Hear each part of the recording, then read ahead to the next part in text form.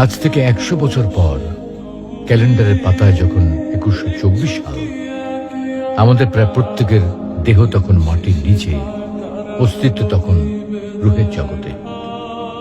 ইতিমধ্যে ফেলে যাওয়া আমাদের সেই সুন্দর বাড়িটা হয়তো পরবর্তী প্রজন্ম ভোগ করছে। পছন্দের কাপড়গুলো ব্যাকডেটেড হয়ে গেছে। শখের গাড়িটা হয়তো অন্য কেউ চালাচ্ছে, আর আমায় খুব কম জনের স্মরণে রেখেছে হয়তো কেউ ভাবেও না।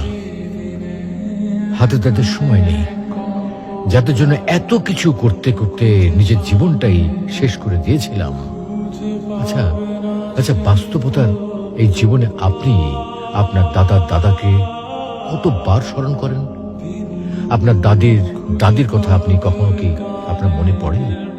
পৃথিবীর বুকে আজকে এই বেঁচে থাকা, এত হইচই, এত মায়া কান্না এভাবেই চলছে।